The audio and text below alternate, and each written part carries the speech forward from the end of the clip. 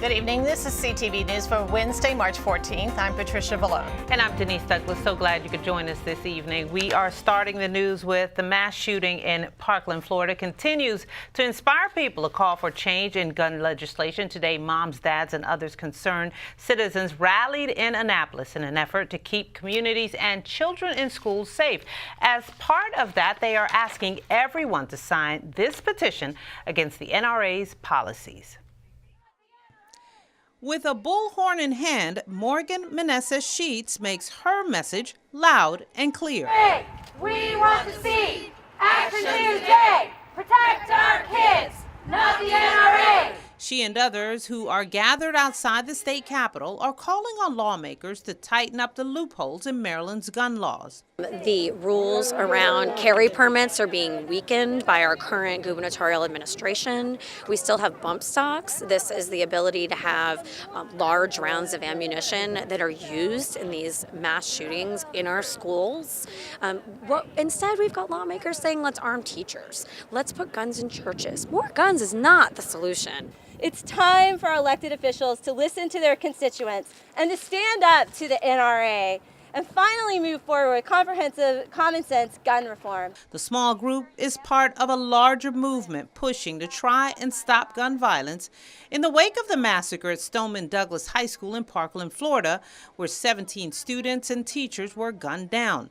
19-year-old Nicholas Cruz has been charged in the murders. And it's been 1 month since Parkland, Florida, and it's been months since Sandy Hook, and over, and we've just had enough.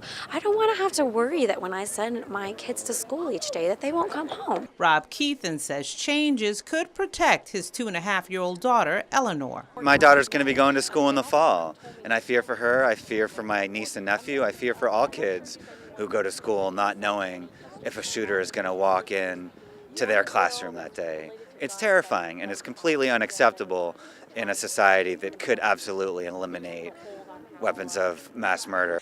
After the rally, they'll be taking this fight one step further to the offices of the lawmakers here in Annapolis, demanding that they sign these petitions, promising not to support the NRA. Get a pledge. Get our lawmakers in Maryland to say no NRA money. They won't be puppets to an organization that pushes endless rhetoric to stop common sense measures. Now you can go to momsrising.org to find out more about the petition they were talking about there and that I showed you off the top of the show. The movement to end gun violence will continue with a march downtown on March 24th. That's this month, clearly, on Pennsylvania Avenue, starting at noon. Meantime, students across the country and here in our own backyard are remembering those who lost their lives in the tragic shooting in Parkland, Florida. Thousands of teenagers took part in student-led demonstrations for National Walkout Day. CTV's Katira Jones is in Springdale with more. I'm Katira Jones in Springdale. Students at Flowers High School are taking a stand against gun violence. Take a look over here. As you can see, these students have already walked out of class and they are standing in the bus parking lot, but they are here to make their voices heard.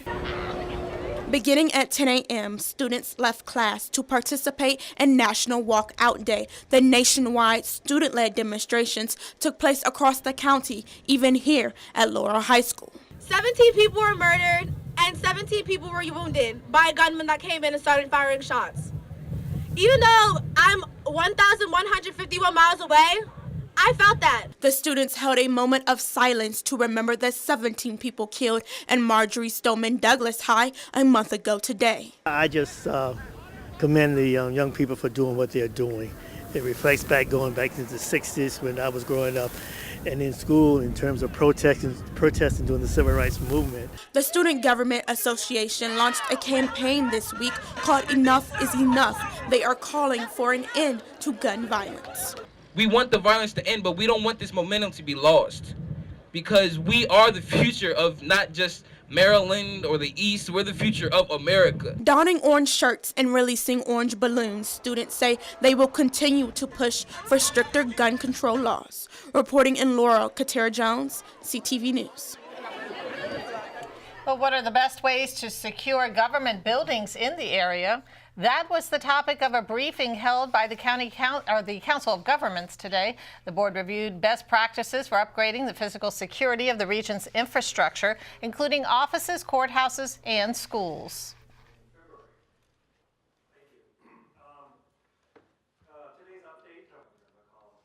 We share our lessons learned and best practices from each other and basically come up with a collaborative approach to potentially setting a little bit of an opportunity for improvement in building security and learning from each other on what we've done, what we've got planned for the future, and some of the emerging threats as they arise. One of the things that we always focus on are maybe there's some more apparent security measures that are in place, but what are some of the things that may be a little less obvious but create better security? And that's one of the things that we'll talk about. How do you make sure that you still have an inviting environment, but it's a safe environment that you can protect the citizens, the visitors, and the workers in the government? Meantime, the COG meeting was briefly interrupted by a small group of protesters who say that the board is making secret deals to lure Amazon to the region without input from the public. Now, the board refused to acknowledge the group, and protesters left shortly after.